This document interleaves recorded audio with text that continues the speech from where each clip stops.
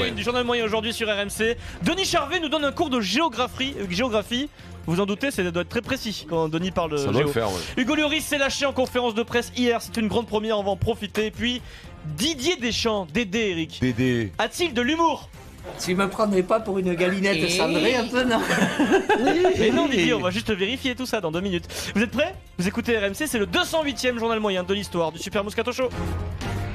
En direct de la rédaction du Super Moscato Show, c'est le journal moyen d'Adrien Egoin. 18h04 hier sur RMC, sommaire de Team Dugas. Christophe Dugarry accueille son copain Manu Petit. Sincèrement Vincent, j'ai eu peur, j'ai eu très peur. Je suis ravi de vous retrouver pour Team Dugas avec aujourd'hui ma queue de cheval préférée. Fais attention à ce que tu dis. Merci Dugas. Salut Manu, comment tu vas rouler? Ils sont bons les 98 ou pas? Ils sont bons, ils se Ouais. taquinent entre eux. Il prend confiance du gars quand il fait son sommaire, bien. ouais, c'est pas mal. Alors pour les auditeurs qui n'ont pas écouté le Kikadi hier, ils sont passés à côté de quelques détails essentiels, à côté de Vincent, qui tente de trouver un moyen mémotechnique pour retenir enfin le nom du manager du Stade français qui s'appelle Greg Cooper. Comment tu fais Vincent? Comme Par celui contre, qui chassait les castors, David. Non. Tu te fous de Vincent, mais tu feras en trouver un avec Teddy. Écoutez. Rien, David vas-y, Cooper, vas-y. Croquette. Oui, alors pour se souvenir de Greg Cooper, on pense à David Croquette. Tout est Exactement. normal, Vincent Moscato. Non, écoute, moi, je l'ai pas dit. J'ai retenu au dernier moment. C'est Pierrot qui t'a grillé. C'était vraiment sale mec, hein, Pierrot. Parce qu'au dernier moment, j'ai dit, ouais, David. Ah non, bon. J'ai une demi-saucisse, elle compte pas pour une saucisse entière. Et hier, Denis Charvet pensait avoir une bonne réponse enfin dans le Kikadi. Un joueur de l'équipe de France de foot, c'est qui Denis? Kingsley Conan. Oui, bien sûr, ce fameux Kingsley Conan, joueur de l'équipe de France de foot. Kingsley Conan. Et puis Denis, toujours lui. Alors la bonne réponse était La Haye, qui n'est pas la capitale des Pays-Bas. La capitale c'est Amsterdam, on est d'accord.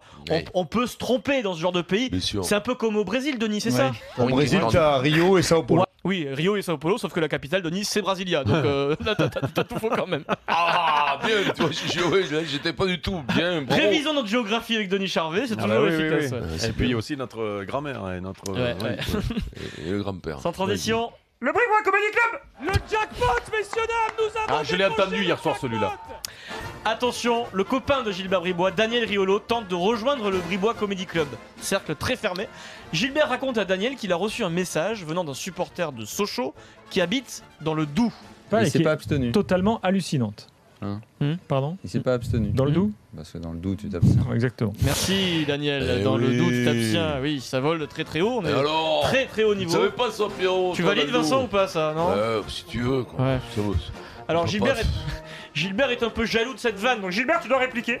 Nancy a un nouveau coach. Le nouvel entraîneur de Nancy, ancien joueur de Saint-Etienne et de Nancy, Vincent Oignon. Vincent Oignon. Mhm. La question est, prendra-t-il comme adjoint Philippe Delahaye? C'est pas mal, ça, là. Non, c'est l'homme non, mais déjà, faut. Bon, Oui, si oui, tu. oui. De là, il faut connaître, mais si t'es du foot, normalement, Si tu connais t'écoutes de là. l'after, tu connais. Voilà, tu connais. donc, Ancien joueur de Montpellier, Est-ce qu'il prendra de là? Philippe Très Delahaye, bien, voilà. très bien. Alors merci Gilbert, mais Gilbert attention, tu te déconcentres et tu commences à sortir quelques petites saucisses. Dans le rugby, dans l'after, il y a une nouvelle rubrique qui s'appelle l'After Story, ils reviennent sur des matchs Oui. mythiques. Gilbert nous raconte le France-Pays-Bas mythique de 1981, l'équipe de Platini. Gilbert?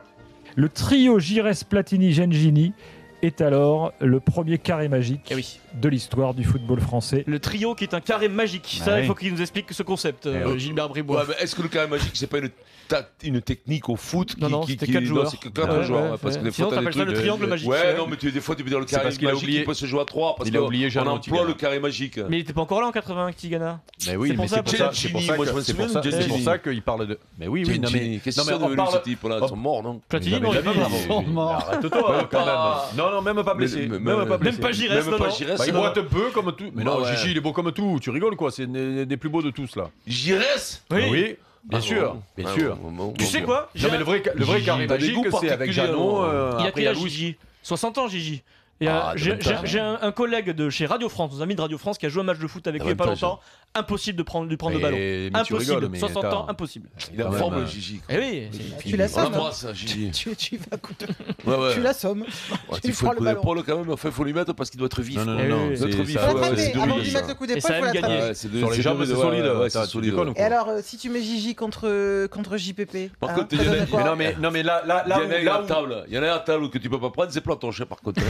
Tu le prends hors d'œuvre, au chariot de hors d'œuvre, lui il s'arrête sur l'autoroute quand il y a marqué buffet chariot de hors d'œuvre. Alors là, les Non, mais c'est surtout que ces mecs-là, à l'époque, ils prenaient des gnomes pas possibles, alors qu'ils joueraient maintenant.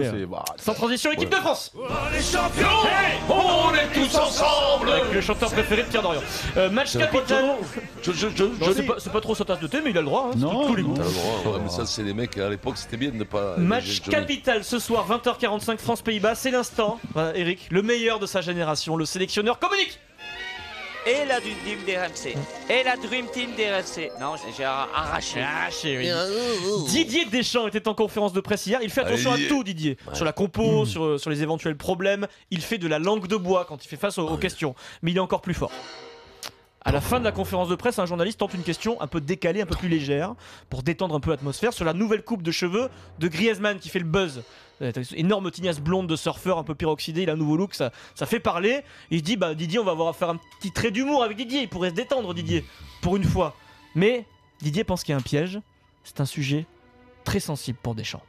C'est original. Après, je suis bon. pas là pour commenter leur coupe de cheveux, ils changent régulièrement. Voilà. Si ça lui plaît, si ça plaît à sa femme, à sa fille, c'est l'essentiel. C'est l'essentiel. Merci Didier. Il répond comme si, comme si on lui demandait s'il joue en 4-4-2 ou 4-4-3. Et c'est comme ça, il se méfie de tout.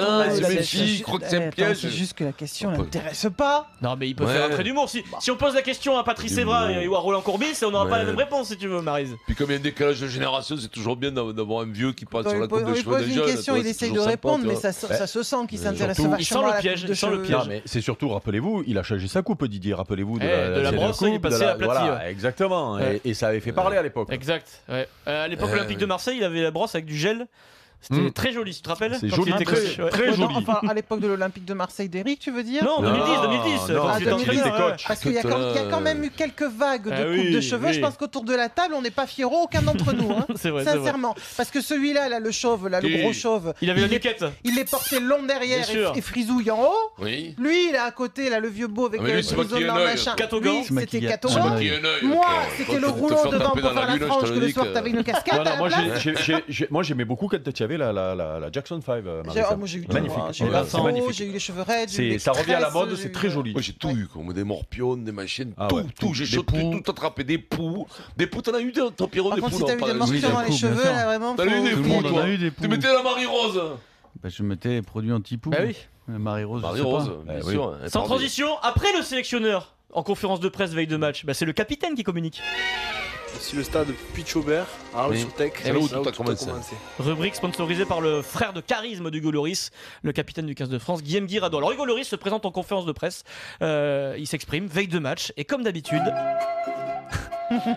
Hugo Lloris, la chèvre, qu'est-ce que j'aime ce film. Hugo Lloris s'est lâché, Vincent, un véritable festival. Quand il s'assoit devant un journaliste, tu vois, c'est pour envoyer du bois, Lloris. Hugo, on avait dit l'important c'est les 3 points, on arrête. C'est un match à 3 points, il en resterait encore 3 derrière. Eh oui, il fallait le dire ça. Et alors, 3 x 3, ça fait... L'objectif, Hugo? L'objectif, principal, c'est bien sûr de finir en tête de ce groupe. L'objectif principal, c'est de finir en tête de ce groupe. C'est rare ça, Pierrot. L'important, c'est quoi, Hugo? Je pense que tout le monde aura à cœur de faire un grand match afin de prendre les 3 points. Les 3 points toujours. Hugo, les Pays-Bas, c'est pas bon, non? On imagine les Pays-Bas. Les Pays-Bas ont un nombre de talents assez considérable. Oui, c'est une grande équipe, les Pays-Bas. Une petite conclusion pour une punchline, Hugo. Conclusion. On se prépare au mieux pour ce grand match qui nous attend. Bien sûr, merci beaucoup Hugo, c'était intéressant d'apprendre les choses dans ce match. Je sais qu'il a moi quand même. Je pense même que tu as raté, on va mettre les ingrédients. Ah, les ingrédients. Je pense que tu les as loupés. Il faut les respecter aussi, il va falloir les respecter. Mais est-ce qu'il a vraiment envie d'être capitaine de l'équipe de France, Hugo Lloris? Et je suis sûr qu'il a dit prendre les matchs les uns après les autres. Moi je continue de les défendre. Il y a 1000 fois trop de conférences de presse, elles servent à rien. Il y en a une avant le match pour Hugo Lloris. Une. C'est pénible. Mais quand t'es joueur, t'es content, tu t'ennuies tellement. Toi, ça t'amusait les conférences de presse, il en aurait pas fait une. T'en aurais pas fait une. Il arrêtait pas. Tu te fais chier que t'es à l'hôtel toute la journée, les mecs qui viennent te parler. Et c'est vrai que tu disais des choses très intelligentes qui apprenaient plein de choses. Que c'était l'amitié, que c'était bon avec les copains. Dommage que mes femmes c'était une aventure humaine. Un peu le travail que je t'aurais fait. Non, mais c'est vrai, tu rigoles quand t'es à l'hôtel, Eric. C'est vrai. L'hôtel, tu t'emmerdes. Tu vas prendre le journaliste, des photos, des copains. Mais le problème, c'est que. Il y en a toujours un qui t'a taillé. Mais tu lui dis, mets-toi là, mon bébé, mets-toi devant. Mais d'ailleurs, vous allez pouvoir me répondre. Parce que moi, à l'époque, quand j'étais en équipe de France, il y avait dans la salle de billard, on recevait les journalistes, on passait à tour de rôle là au milieu. C'est fini ça maintenant. C'est-à-dire que tu viens, tu es obligé de venir, tu réponds à tout le monde, c'est ça. C'est nul. Tu as aussi des entretiens individuels. Tu as aussi des entretiens. C'est nul parce que c'était bien à l'époque. C'était bien. Tu descendais, tu voyais les mecs, tu parlais un peu avec tout le monde. Voilà, c'était bien ça. C'était bien ça. C'était ancien. C'était un autre temps. C'est notre temps. Oui. Alors moi j'ai connu. Il y a de plus en plus de médias. Les mecs ils venaient dans le vestiaire. Ils venaient dans le vestiaire après les matchs. Une fois j'avais convoqué les journalistes. Alors elles étaient 3 dans une voiture sur le parking. Et ben elles étaient montées le soir tard. Vers 11h, et ben on avait fait un très beau. Je vais te dire, on avait fait, c'était le coup de la pêche avec Dieudonné et Michel. C'était